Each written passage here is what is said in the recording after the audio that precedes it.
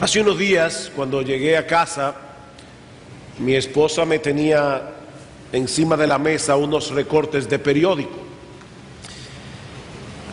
Unos recortes que revelan claramente cuál es el espíritu que reina en esta época del año en que el mundo supuestamente, ¿verdad?, está celebrando el nacimiento de Cristo. En uno de los recortes aparecía una copa de champaña con un anuncio que decía: esta es la verdadera esencia de la Navidad. No sé cómo interpretarlo. Esta es la verdadera esencia de la Navidad. El otro era todavía más explícito. Anunciaba con bombos y platillos que había llegado el mes de bebiembre. Deduzcan ustedes. Obviamente los que diseñaron esas campañas publicitarias no estaban tratando de dorar la píldora con un mensaje de paz y recogimiento espiritual, sino que estaban mostrando lo que realmente significa para muchos la fiesta de Navidad. De hecho, recientemente, no sé cuántos de ustedes vieron en los diarios que ya en los primeros días de diciembre varias personas habían muerto de intoxicación alcohólica, comenzando el mes de diciembre. Ahora, lo que yo quiero hacer en esta mañana no es denunciar la forma inadecuada como el mundo celebra la Navidad, sino más bien considerar con ustedes una de las profecías sorprendentes que encontramos en el Antiguo Testamento acerca de la persona de nuestro Señor Jesucristo, escrita unos 700 años antes de su nacimiento, una profecía que nos ayuda a entender la verdadera esencia de este evento que estamos celebrando en estos días. Yo les pido por favor que vayan conmigo al libro del profeta Miqueas, Miqueas capítulo 5, y vamos a leer los versículos 1 al 2. De paso, este programa de lectura que hemos repartido es precisamente para que podamos todos juntos ir leyendo toda la Biblia a lo largo de estos 2 años. Es algo que unifica a la iglesia, el hecho de que todos podamos estar leyendo la misma cosa. No es obligatorio, pero si usted desea hacerlo, yo creo que sería muy bueno. Y así yo creo que algunos van a leer algunos de los profetas menores que casi nunca se leen. Es una vergüenza, ¿verdad?, llegar al cielo, encontrarse con Miqueas y saber que usted nunca leyó su libro. Así que esta es una buena oportunidad para comenzar a leer toda la Biblia en un lapso de 2 años. Ahora dice Miqueas capítulo 5 versículos 1 al 2: rodéate ahora de muros, hija de guerreros, nos han sitiado, con vara herirán en la mejilla al juez de Israel, pero tú, Belén Efrata, pequeña para estar entre las familias de Judá, de ti me saldrá el que será Señor en Israel, y sus salidas son desde el principio, desde los días de la eternidad. Miqueas fue un profeta, se le llama profeta menor porque su libro es un libro breve, no como el de Isaías o Jeremías o Ezequiel. Es un profeta del siglo VIII, contemporáneo precisamente de Isaías, el cual ministró durante un periodo muy difícil en la historia de Israel. Por un lado, la nación estaba sufriendo de una profunda descomposición moral y espiritual. Por el otro lado, ellos tenían la amenaza de la gran nación de aquellos días, la nación de Asiria en el norte de Israel, que en un futuro no lejano castigaría a los judíos con una derrota humillante. Así que había problemas dentro, había problemas fuera, una profunda corrupción interna, una amenaza militar inminente. Pero hermanos, es en ese contexto tan desolador que el profeta anuncia la llegada del Mesías, el Cristo. La palabra Mesías en hebreo significa ungido, es la misma palabra Cristo en griego. La llegada de ese gobernador, de ese Señor, de ese Rey de reyes y Señor de señores, enviado por Dios mismo para la salvación de su pueblo. Y lo primero que Miqueas nos revela en esta profecía es el lugar en el que habría de nacer el Mesías. Versículo 2. Pero tú, Belén Efrata, pequeña para estar entre las familias de Judá, de ti me saldrá el que será Señor en Israel. Seguramente ustedes recuerdan que alrededor del nacimiento de Cristo unos magos llegaron a Jerusalén preguntando dónde estaba el rey de los judíos que había nacido. Y Herodes, que era un hombre sumamente suspicaz, y yo diría, ¿cómo se dice cuando una persona tiene un síndrome de persecución? Paranoico. Herodes mandó a matar a su propio hijo cuando pensó que podía quitarle el reino. Imagínense ustedes cuando este hombre escucha a estos dignatarios orientales preguntando, y no eran 3 reyes magos, como dice la tradición, ni se llamaban Melchor, Gaspar y Baltasar. Era una comisión de altos dignatarios persas probablemente, que llegan preguntando ¿dónde está el rey de los judíos que ha nacido? Herodes inmediatamente mandó a llamar a los estudiosos de las escrituras en el pueblo de Israel, les hizo la misma pregunta y ellos respondieron de inmediato: en Belén de Judea, porque así está escrito por el profeta. Mis hermanos, entre los judíos no había ninguna duda de que el Mesías nacería en Belén, porque Dios lo había anunciado 700 años antes de su nacimiento. Ahora, lo que ellos sí perdieron de vista fue el por qué Dios eligió un poblado como Belén para que el Mesías naciera allí. ¿Por qué Belén? ¿Por qué una aldea tan pequeña que de hecho en ocasiones fue pasada por alto cuando se censó los poblados de Judá? Eso es lo que dice Miqueas. Dice: pequeña para estar entre las familias de Judá. Mi familia nació en Belén, mis abuelos paternos, excepto mi abuelo materno, que nació en una ciudad llamada Bet-Yala, cerca de Belén. Eran poblados tan pequeños, mi abuelo era un fumador empedernido.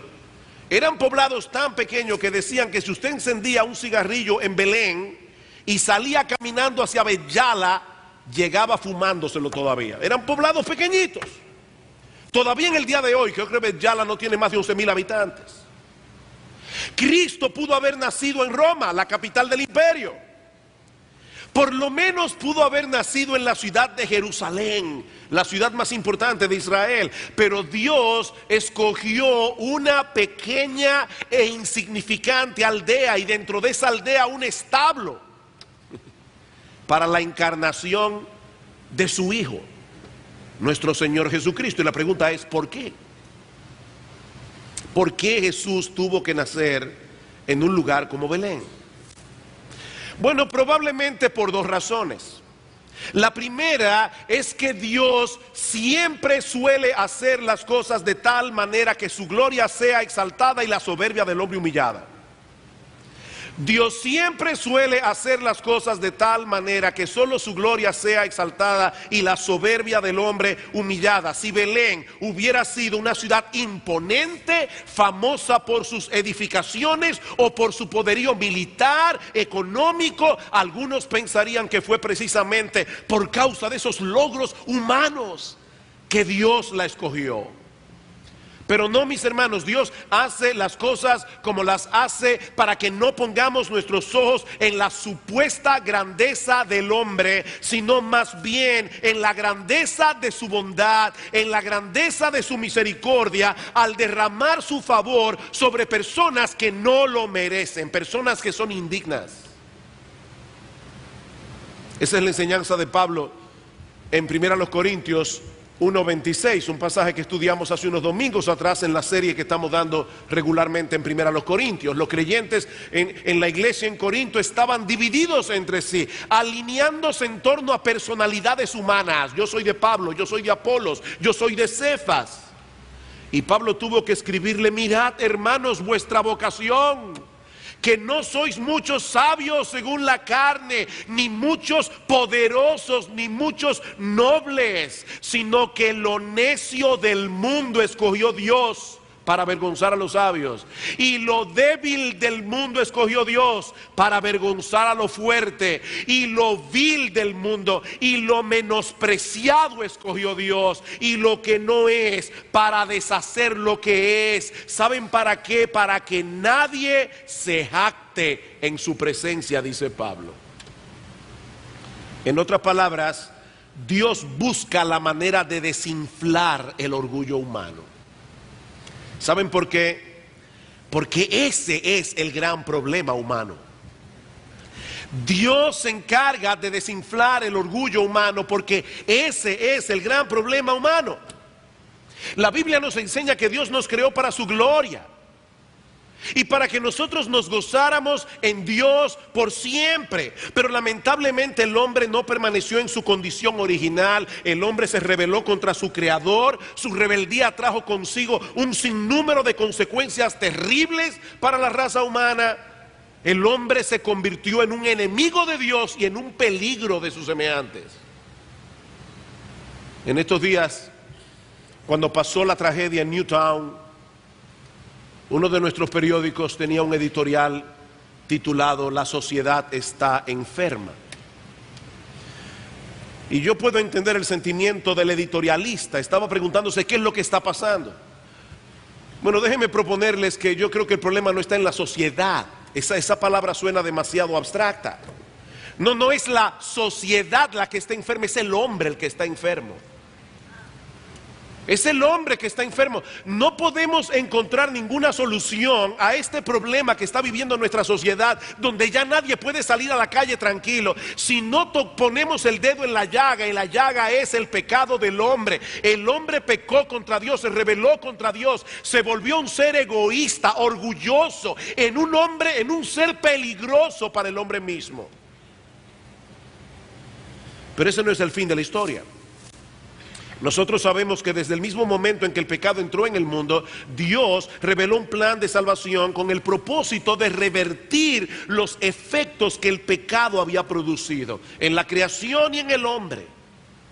Y de esa manera hacer una demostración de su gloria mucho más extraordinaria que la que su creación original hubiese podido transmitir. Queridos amigos, amados hermanos, fue para eso que el Hijo de Dios se hizo hombre hace 2000 años atrás. Para restaurar al hombre dañado y convertirlo en el adorador que siempre debió haber sido. Pero para eso el hombre tenía que ser humillado. El hombre tiene que recordar que no es Dios. Solo Dios es Dios. El hombre no es Dios. Y Cristo se introdujo de tal manera en el escenario de la historia en la primera Navidad, para que solo el Dios de gloria recibiera toda la gloria. No había nada extraordinario en la aldea de Belén. No había nada extraordinario en el establo donde María dio a luz. Y ¿saben qué, mis amados hermanos? Tampoco hay nada extraordinario en aquellos hombres y mujeres que Dios escogió desde antes de la fundación del mundo para hacerlos beneficiarios de una salvación tan grande. Es por gracia, mis hermanos, para que solo el Dios de toda gracia se lleve toda la gloria. Por eso Pablo sigue diciendo en ese pasaje de 1 Corintios: mas por Él, por Dios, estáis vosotros en Cristo Jesús, el cual nos ha sido hecho por Dios. Dios nos atrae a Cristo, Dios nos llama a salvación, Dios salva. ¿Saben para qué? Para que, como está escrito, el que se gloría, gloríese en el Señor. Miren, mis hermanos, si hay un grupo de personas en el mundo a quienes les resulta ridículo actuar con orgullo, es a los cristianos. Y mientras más pasa el tiempo, más me convenzo de que esa es una de las grandes verdades que los cristianos deben recordar todo el tiempo, porque el orgullo sigue siendo el problema de nuestro corazón. Por eso es que hay tantos problemas a veces en la iglesia. Es el orgullo. Es el orgullo, nos creemos demasiado importantes. Hermanos, si hay personas para quienes es ridículo ser orgulloso, es para los cristianos, porque el mero hecho de profesar que somos seguidores de Cristo es un anuncio público de nuestra propia bajeza y pecaminosidad. Ahora, yo creo que es probable que Cristo haya nacido en la aldea de Belén para mostrar también desde el principio el carácter de su obra. El carácter de su obra. Él no vino para ser servido, sino para servir. Él vino a tomar el lugar de pecadores culpables que no merecían un palacio, sino un patíbulo. Yo voy a repetir eso otra vez, hermanos. ¿Para qué vino Cristo? Él vino a tomar nuestro lugar. ¿Y qué es lo que tú y yo merecemos por nuestros pecados delante de la justicia de Dios? No un palacio, merecemos un patíbulo. Para los niños y jóvenes que están aquí que no saben lo que es un patíbulo es algo que deberían construirlo o en el día de hoy para aplicar la pena de muerte sobre aquellos que matan a otros seres humanos, como dice la Biblia, y yo creo que eso disminuiría en gran manera la delincuencia en este país. Un patíbulo es el lugar donde se ejecutan los culpables. Bueno, Cristo nació en una aldea pequeña e insignificante porque Él vino en nuestra representación. Él vino a tomar nuestro lugar, y lo que nosotros merecemos no es un palacio, lo que nosotros merecemos es un patíbulo. Antes de ser exaltado era necesario que Cristo fuera humillado. Esa es la enseñanza de Pablo en Filipenses capítulo 2. Haya pues en vosotros este sentir que hubo también en Cristo Jesús, el cual siendo en forma de Dios no estimó el ser igual a Dios como cosa que aferrarse, sino que se despojó a sí mismo, tomando forma de siervo, hecho semejante a los hombres, y estando en la condición de hombre, todavía se humilló más, haciéndose obediente hasta la muerte, y muerte de cruz, la muerte de un criminal. Cristo se humilló hasta lo sumo, consecuentemente fue exaltado hasta lo sumo, dice Pablo. Primero la humillación, luego la exaltación. Pero Miqueas no solo profetizó 700 años antes el lugar en el que Cristo habría de nacer para dejar al hombre sin excusa, su palabra está ahí, sino que también profetizó la naturaleza de su gobierno.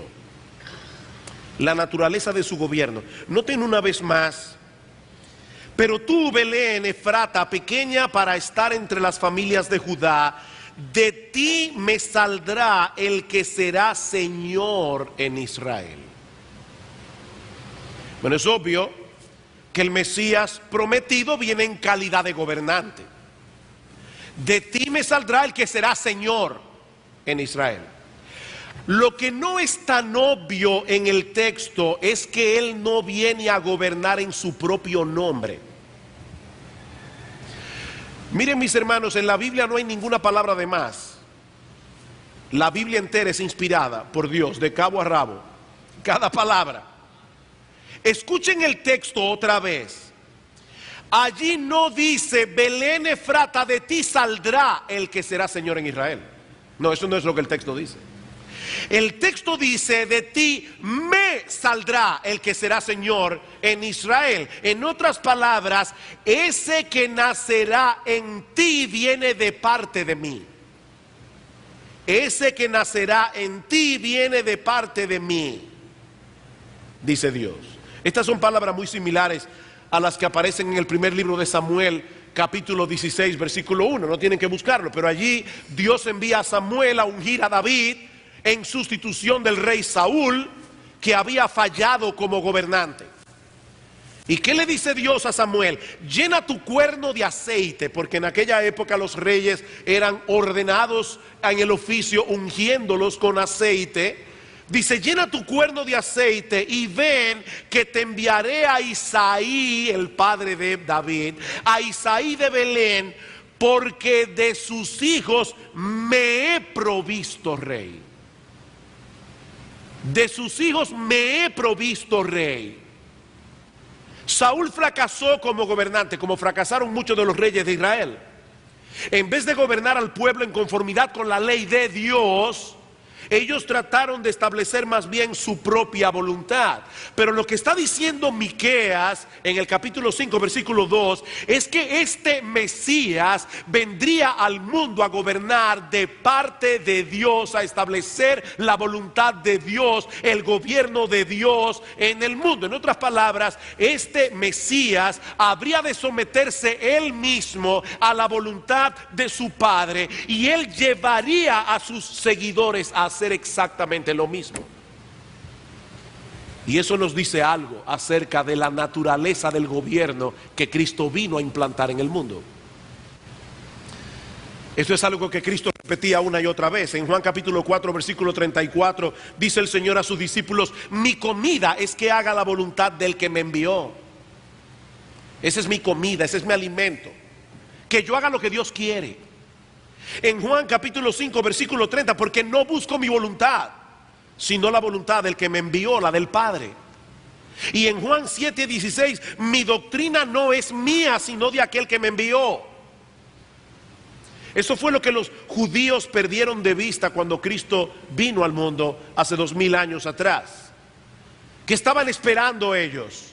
Un guerrero victorioso, poderoso, que derrotara a todos los enemigos de Israel y que implantara en la tierra de Palestina un reino universal.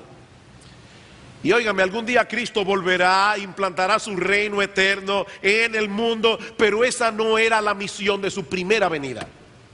Esa no era la misión de su primera venida. Cristo vino más bien a hacer posible que hombres y mujeres rebeldes contra Dios se arrepintieran de su rebeldía y se sometieran voluntariamente al gobierno de Dios. Eso fue lo que Cristo vino a hacer. Ese es el tipo de reino que Él vino a implantar. ¿Recuerdan ustedes cuando Pilato estaba interrogando al Señor? Y Cristo le dijo: Pilato, mi reino no es de este mundo. Mi reino no es de este mundo. Pilato, mi reino no es como el que tú tienes en mente. Si mi reino fuera de este mundo, dice Cristo, mis servidores pelearían para que yo no fuera entregado a los judíos, pero mi reino no es de aquí. Y Pilato estaba tan confundido que le pregunta al Señor: pero entonces, ¿eres tú rey? ¿Eres tú rey? Puede ser una pregunta complicada, porque si Jesús decía simplemente sí, podía dar lugar a malas interpretaciones, porque Él no era el tipo de rey que Pilato tenía en mente. Pero tampoco podía negar que Él era rey, en el más alto sentido del término. ¿Cuál fue la respuesta de Jesús? Respondió Jesús: tú dices que yo soy rey, yo para esto he nacido y para esto he venido al mundo. Escuchen esto: para dar testimonio a la verdad. Todo aquel que es de la verdad oye mi voz. ¿Ven cómo Cristo conecta aquí su reinado con la verdad? Si Jesús hubiera venido a implantar un reino terrenal como los reinos que nosotros conocemos, ¿saben qué hubiera sido lo primero que él hubiera hecho? Reclutar soldados. Eso no es lo primero que hace un individuo cuando va a dar un golpe de estado y va a conquistar una nación. Reclutar soldados. Pero ¿qué hizo Cristo? Predicar la verdad, enseñar la verdad, proclamar la verdad. ¿Saben por qué? Porque la victoria de Cristo como rey no se obtiene forzando a sus enemigos desde fuera, sino dándoles convicciones desde dentro. Y su arma de guerra es la verdad. El hombre está lleno de mentiras. El hombre está lleno de confusión. El hombre no entiende ni para qué está aquí, ni cuál es el propósito de su existencia, ni para dónde va. El hombre está en tinieblas. El reino que Cristo vino a implantar está compuesto de hombres y mujeres que han entendido y se han sometido voluntariamente a la verdad de Dios. Una verdad que Cristo encarna. Yo soy el camino, dice el Señor, la verdad y la vida. Nadie viene al Padre sino por mí. Fue ese tipo de reino el que Cristo viene a establecer, el que Cristo vino a establecer. de ti me saldrá el que será Señor en Israel. Pero hay algo más que Miqueas profetiza acerca del Mesías. Hemos visto ya el lugar de su nacimiento, una aldea insignificante llamada Belén. Hemos visto ya la naturaleza de su gobierno. Él vino a hacer que los hombres se sometieran a la voluntad de Dios, que depusieran su rebeldía, que se sometieran a Dios. Pero en tercer lugar, Miqueas nos revela también la esencia de la persona del Mesías. Vean una vez más el versículo 2. Pero tú, Belén Efrata, pequeña para estar entre las familias de Judá, de ti me saldrá el que será Señor en Israel, y sus salidas son desde el principio, desde los días de la eternidad. Bueno, ahora sí que lo puso complicado, porque de primera impresión este texto parece contradictorio. ¿Lo ven allí? Este texto parece contradictorio. Por un lado nos está diciendo que el Mesías habría de nacer, igual que como todos nacemos, y hasta revela en la ciudad de Belén, en la aldea de Belén. Pero por el otro lado nos dice que sus salidas son desde el principio, desde los días de la eternidad. El nacimiento de todo ser humano marca el inicio de una nueva vida, ¿verdad? Antes de tu nacer, tú no existías. Tú comenzaste a existir cuando fuiste engendrado, como persona. Pero lo que Miqueas está diciendo aquí es que este gobernante que habría de nacer en Belén, en realidad era eterno. Este gobernante que habría de nacer como un bebé en Belén era eterno. ¿Cómo puede nacer una persona que siempre ha existido? Esa es la pregunta. ¿Cómo puede nacer una persona que siempre ha existido? Miren, hermanos, a mí la Biblia me maravilla. A mí la Biblia me maravilla. Casi todos estos profetas que profetizaron acerca de Cristo no entendieron lo que estaban escribiendo. Yo estoy seguro que Miqueas no entendió lo que él estaba escribiendo. Seguro completamente. De hecho, el apóstol Pedro dice en 1 de Pedro capítulo 1 que los profetas inquirieron y diligentemente indagaron para poder entender las mismas profecías que ellos estaban profetizando. Ahora ellos fueron inspirados por Dios y ellos no pensaron, ve acá, como que Dios se equivocó aquí. Déjame arreglarlo. No, ellos no arreglaron nada. Ellos escribieron exactamente lo que Dios les pidió que escribieran, aunque no lo entendieran. Y Miqueas dijo hace 700 años antes del nacimiento de Cristo que ese bebé que habría de nacer en Belén Efrata existía desde siempre. Pero no solo eso. Si algo sabían los judíos, es que había un solo ser que existe desde siempre: Dios. Hermanos del sonido, se me está yendo el sonido, ¿verdad que sí? Como que hay un... No, pues es mi oído que se está yendo. Si algo sabían los judíos, es que el único ser eterno que existe es Dios. Dice en Isaías capítulo 40 versículo 28, ¿no has sabido, no has oído que el Dios eterno es Jehová, el cual creó los confines de la tierra? Bueno, pero ahora resulta que ese Dios, el único Dios eterno, está diciendo en Miqueas capítulo 5 versículo 2, de ti me saldrá el que será Señor en Israel. Yo voy a enviar a través de ti a alguien que va a ser Señor en Israel. La pregunta es, ¿ese Mesías que Dios está prometiendo es Dios o fue enviado por Dios? O sea, fíjense lo que estamos diciendo aquí. Este Mesías es eterno, pero van a ser como un bebé. Y Dios dice, soy yo que lo estoy enviando, y el único ser eterno es Dios. La pregunta es, entonces, ¿en qué quedamos? ¿Este Mesías es Dios mismo o es enviado por Dios? Es la misma dificultad que nosotros encontramos en otra profecía navideña. Isaías capítulo 9, versículo 6, hablando acerca del nacimiento de Cristo. Y recuerden que Isaías y Miqueas eran contemporáneos, 700 años antes del nacimiento de Cristo. Isaías no solo profetizó: he aquí una virgen concebirá y dará a luz un niño y llamará su nombre Emanuel, que traducido es Dios con nosotros, Isaías 7:14, sino que también en Isaías 9:6, hablando de ese niño que nacería de una virgen en Belén, dice: porque un niño nos es nacido, un niño, hijo nos es dado, y el principado será sobre su hombro. Él será Señor en Israel. Él viene con autoridad y se llamará su nombre. El nombre de este niño, el nombre de este bebé será llamado Admirable Consejero, Dios Fuerte, Padre Eterno y Príncipe de Paz.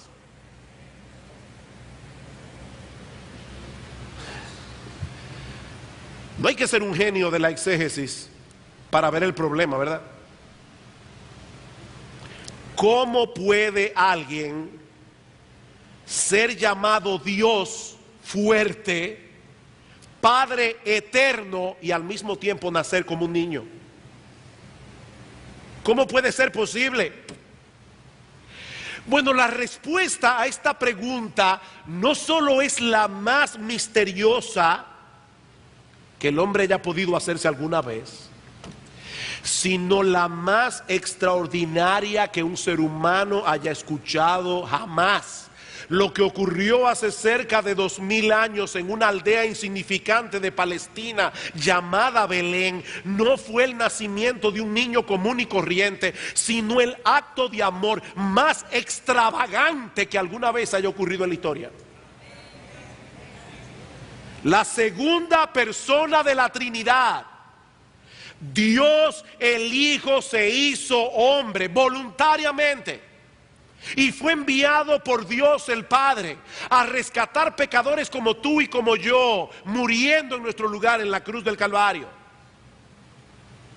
Es por esto que este niño puede ser llamado con toda propiedad Dios fuerte y Padre eterno. El mismo Cristo le dijo en una ocasión a los judíos, Juan capítulo 10, versículo 30, yo y el Padre somos uno. Y a Felipe le dice en Juan capítulo 14, versículo 9, Felipe, el que me ha visto a mí, ha visto al Padre. El que me ha visto a mí, ha visto al Padre. He ahí la solución del dilema. Jesús nació como un niño en la aldea de Belén, pero no era otro que el Hijo de Dios, la segunda persona de la Trinidad, asumiendo en el tiempo una naturaleza humana, semejante en todo a la nuestra, pero sin pecado. Y estando en esa condición de hombre, decidió pagar en una cruz la deuda que todos tenemos con la justicia divina, muriendo la muerte que todos merecíamos.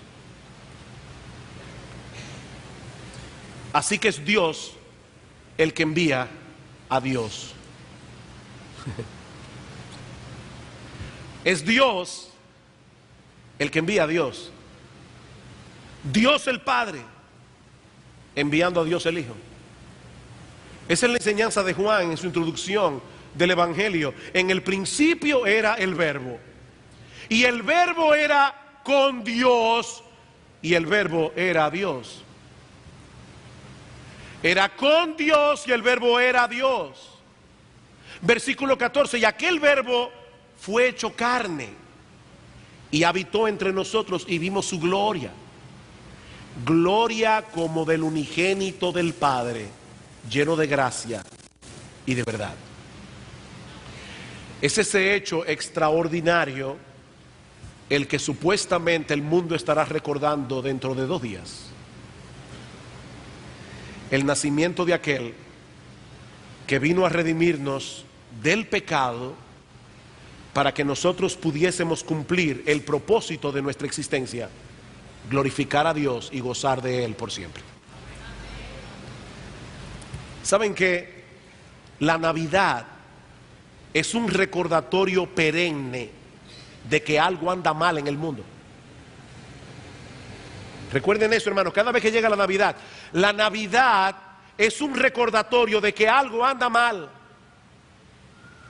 Porque en vez de vivir para Dios, el Dios que nos creó, nosotros los seres humanos decidimos vivir para nosotros mismos. Mis hermanos, ¿cómo se supone que deberíamos celebrar el nacimiento de aquel que vino a corregir ese mal? ¿Acaso no es cierto que la Navidad es uno de esos periodos del año en el que más se apela a la codicia, a la soberbia, al orgullo, al egoísmo humano? La gloria de Dios tiene que ver muy poco con esta celebración. Muy poco. Aún aquellas personas que critican el materialismo de esta época, porque hay personas sensatas que critican el materialismo de la Navidad, de la temporada navideña, ¿qué nos ofrecen a cambio? ¿Qué nos ofrecen a cambio? Que pasemos tiempo con la familia. Esta es una época, aquí es que la telefónica se vuelve millonaria, porque comienzan, llama a tu mamá que está en Nueva York. Esta es una época para estar cerca. Y está bien, yo no tengo ningún problema. A mí me encantan las reuniones de Navidad, me encanta la cena del 24. Yo no tengo problema con eso. Me encanta comer pastel en hoja, y pastelito, y puerco, porque yo soy naturista. Yo no sé qué puede haber más natural que un puerco. A mí me encanta todo eso, hermano. Yo no estoy criticando eso en sí.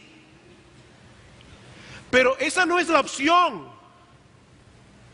O que pensemos en los más desposeídos. Y eso está bien. Esto es una época en que nosotros podemos hacer mucho bien. Pero ¿saben qué? Ninguna de esas cosas toca el nervio de la Navidad. ¿Cuál fue el primer himno que se compuso de Navidad? El que cantaron los ángeles en el texto que leyó Lester al principio. Gloria a Dios en las alturas. Y en la tierra paz a los hombres. No a los hombres de buena voluntad, no, a los hombres que por la buena voluntad de Dios reciben la paz que Cristo vino a traer. Pero todo comienza con la gloria de Dios. El foco de la Navidad es la gloria de Dios. Cristo nació para la gloria de Dios. Gloria a Dios en las alturas. Tan pronto nosotros ponemos al hombre en el medio del escenario, ya perdimos el foco. Nosotros no somos los protagonistas de esta historia. El papel protagónico le pertenece únicamente a nuestro Dios, que creó todas las cosas para su gloria. ¿Recuerdan aquella ilustración de Francis Chan que yo di una vez hace meses atrás? El individuo que lo contratan como extra en una película. Y él renta el cine, invita a todos sus familiares y sus amigos para que vean la película en la que él actúa. Y resulta que en la película él sale en una escena un microsegundo y de espalda solamente se le ve la coronilla de la cabeza. Tal vez la mamá lo identifica. Y cuando termina la película, sus amigos le dicen, pero qué estúpido eres. ¿Y quién te dijo a ti que esa película es sobre ti? Bueno, hermanos, esta película no es sobre nosotros. El actor principal, el protagonista de este drama es Dios y su gloria. Pablo dice en Romanos capítulo 3 versículo 23, todos pecamos y nos quedamos cortos de alcanzar el propósito para el cual fuimos creados, la gloria de Dios. El hombre ha decidido vivir para su propia gloria, haciendo su propia voluntad, siguiendo sus propios deseos, completamente al margen de la opinión de Dios. Hace unos años leí una ilustración que puede ayudarnos a entender la magnitud de este problema. El gobierno de los Estados Unidos de Norteamérica invierte mucho tiempo, dinero y esfuerzo para entrenar y equipar sus fuerzas militares. ¿Para qué? Para que protejan a los Estados Unidos de Norteamérica, ¿no es así?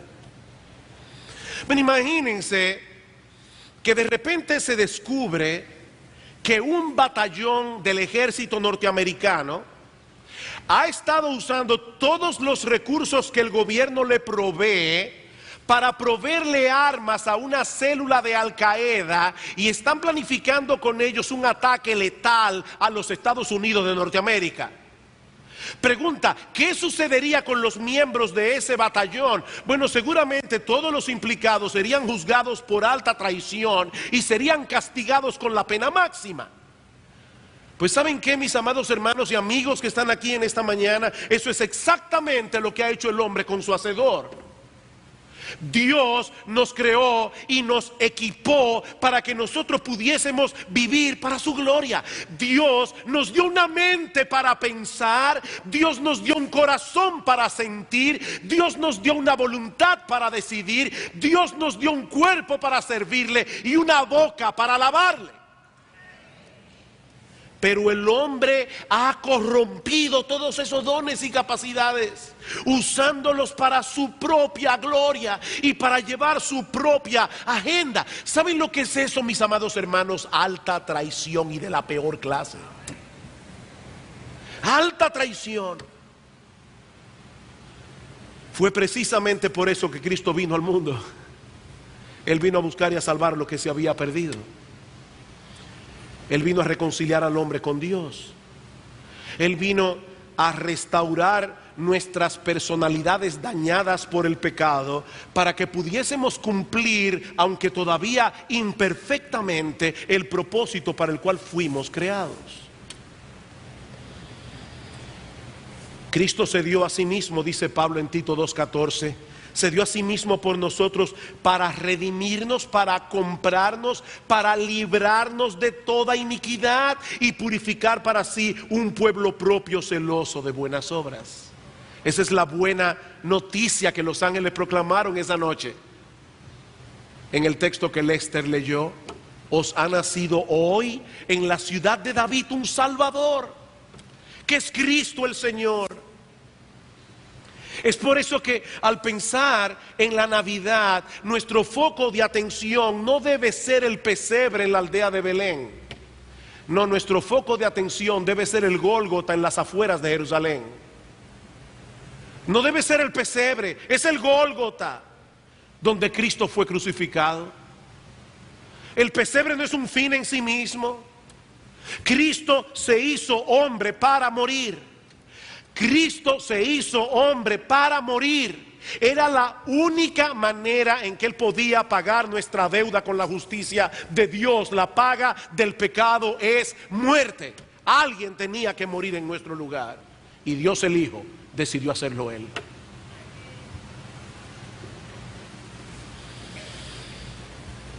Déjame hacerte una pregunta. ¿Te gusta recibir regalos en Navidad? A mí me encanta. Sería un mentiroso si no lo dijera. ¿Tú quieres recibir el mayor regalo de Navidad que alguna vez te hayan ofrecido? Deja de confiar en ti mismo. Reconoce tu pecado. Reconoce tu rebeldía. Ríndete a Dios, confiando únicamente en Cristo y en la obra de salvación que Él llevó a cabo en la cruz del Calvario. Al que no conoció pecado, por nosotros, por causa nuestra, por nuestro favor, Dios a Él lo hizo pecado, para que nosotros en cambio fuésemos hechos justicia de Dios en Él, dice Pablo. Esa es la esencia del mensaje del Evangelio. Que la salvación es gratis, gratuita, por medio de la fe. No porque sea barata, sino porque alguien ya pagó el precio. Es gratis por medio de la fe. Mi amigo, no desprecies ese regalo. No desprecies ese regalo, porque no hay posibilidad de salvación fuera de Cristo. Es por eso que Dios anunció con tantos siglos de antelación todo lo concerniente a su nacimiento, todo lo concerniente a su ministerio, todo lo concerniente a su obra de redención. ¿Saben para qué? Para que nadie se equivocara y nadie tuviera excusas. Aquí está la Biblia. Este libro es único, este libro es extraordinario, este libro solo lo pudo haber escrito Dios. No hay excusa.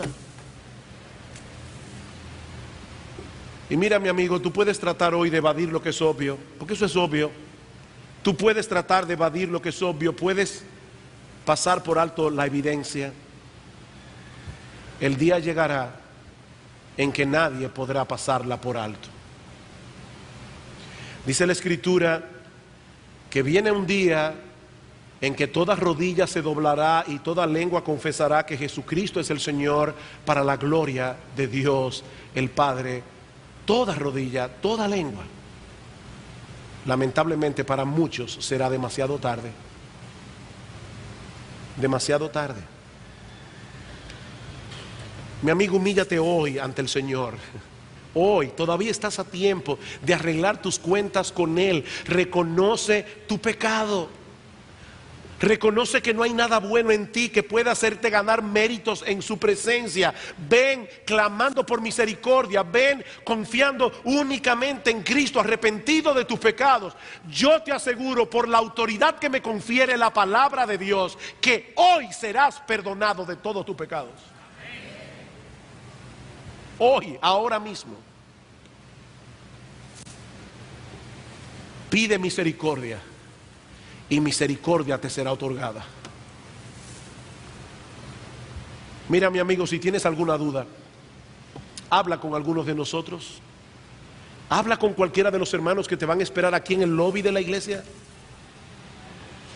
Pero no abandones este lugar sin haber resuelto primero el más grande de tus problemas.